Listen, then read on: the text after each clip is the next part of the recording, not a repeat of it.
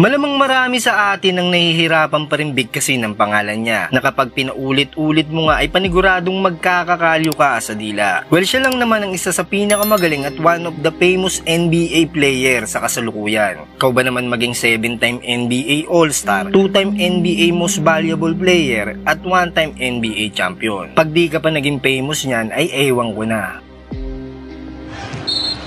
Giannis contact, but he's strong and he's got the ups to get there. Yeah. Well, dahil sa sobrang kasikatan nga niya ay marahil alam nyo na ang buong istorya sa buhay niya. Pero narito sa video natin na ito ang mga bagay na marahil ay hindi mo pa alam kay Giannis, bukod sa pamaypay niya. Ang cellphone background picture ni Giannis ay puro mga negative comment.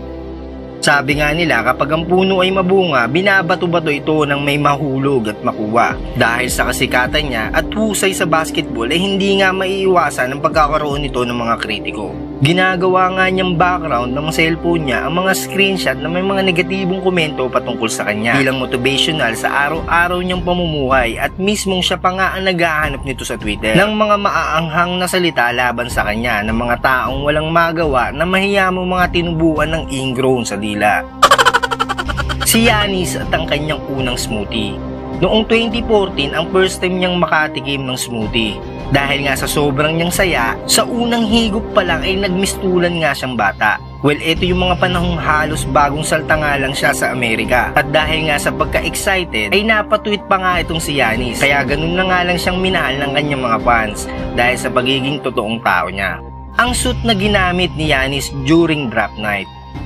Ilang oras bago ang draft night, si Giannis ay tinanong ng kanyang agent na kung anong kulay ang kanyang susuotin na suit. Noong mga oras na ito ay medyo nawindang nga si Giannis dahil wala nga siyang kaalam-alam na kailangan pala niya magsuot ng suit during draft night. Napatanong na lang siya sa kanyang agent na saan ba pwedeng makabili nito dahil ilang oras na nga lang ay draft night na. Kaya agad nga siyang nagpunta sa Walmart para maghanap ng suit na babagay sa kanya, at ito ang kauna-unahang suit na nabili niya at naisuot niya.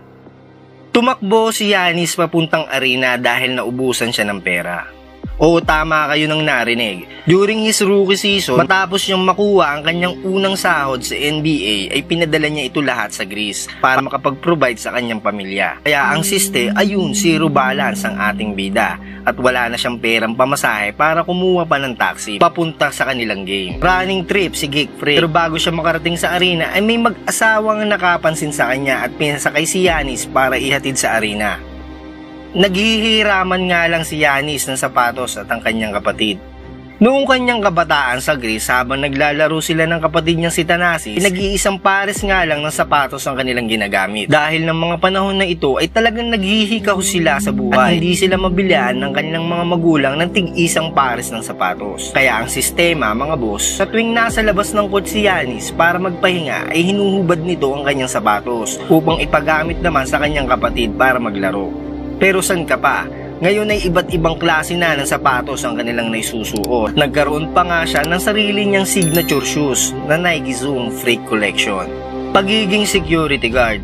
Sinabi ni Giannis na kung hindi nga siya naglalaro ng basketball ay gusto niyang maging isang security guard dahil sa kanyang tangkad. Kung nahulaan mo na soccer or football ang kanyang second option ay nagkakamali ka dahil pagiging security guard nga daw ang plan B niya. Tingin niya na mas magiging madali sa kanya ang trabaho na ito dahil sa taglay nga niyang tangkad, at hindi mo iisipin na gumawa ng trouble sa isang bar kung si Giannis nga ang makikita mong security guard. Simple nga lang ang pangarap ni Giannis dahil ang gusto lang niya ay makatulong sa kanyang magulang at makapag-provide ng mga pangangailangan ng kanyang buong pamilya. Muntikan ng iwanan ni Giannis ang NBA. Noong mga unang bahagi pa nga lang ng karir ni Giannis sa NBA ay naisipan niyang talikuran na ito at umuwi na nga lang sa Greece. Dahil nga yan sa hindi makakuha ng American visa ang kanyang buong pamilya. Si Giannis kasi ay isang family-oriented na tao at pinaka-importante sa kanya ang kanyang buong pamilya. Dahil noon ay nakita ni Giannis kung gaano kahirap ang mga magulang nila na makakuha ng Greek citizenship. Bagay na ayaw na niyang maulit muli. Sinabi ng kanyang agent na si Giorgio Pano na ayun ang pinaka-stressful na sitwasyon ni Giannis at ganun din sa kanya dahil alam niya kung gaano niya kagusto makasama ang kanyang buong pamilya. Pero sa kabutihang palad, kalaunan ay nakakuha ng American visa ang kanyang buong pamilya at napanood pa siya nito ng live sa NBA ng kanyang ama bago ito pumanaw noong 2017 dulot ng atake sa puso. Si Giannis ay stateless hanggang siya ay 18 years old.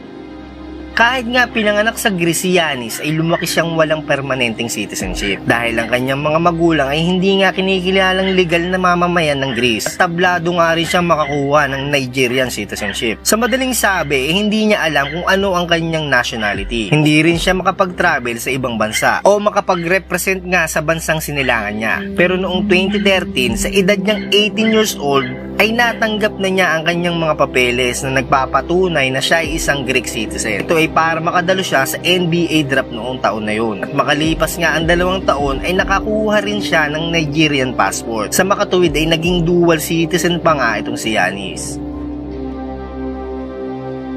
Isang reserve army si Giannis. Si Giannis ay naging isang reserve army ng Greece kasama ang kanyang kuya na si Thanasis. Obligado nga silang gawin ang serbisyo militar na ito dahil may batas ang Greece na nag-uubliga na gawin ang military service na ito ng mga lalaki na nasa 8 gulang na hanggang 45 years old. Sa loob yan ng 9 na buwan. Natapos ni Giannis at Thanasis ang military service na ito nang wala pang 9 na buwan noong summer ng 2016. Saktong off-season din naman ito ng NBA. Naging artista muna si Giannis bago naging NBA player. Well, tama kayo nang narinig. Naging artista nga muna itong si Giannis bago siya maging isang ganap na NBA player. Sa isang Australian movie noon na may pamagat na Dead Europe. Noong siya ay 16 years old pa lamang. At alam nyo ba na nakasama niya rin dito sa movie na ito ang kanyang nanay. Tinanggap nila ang role na ito para nga magkaroon sila ng ekstrang kita. At talagang madiskarte nga ang mag-ina kahit na sa pagiging extra sa pelikula ay papasukin nila. Yan lang muna ang video natin ngayon mga boss, at bago nga tayo magtapos ay huwag niyong kalimutan na mag-like, comment at subscribe nang maging updated ka naman sa ating mga susunod na video.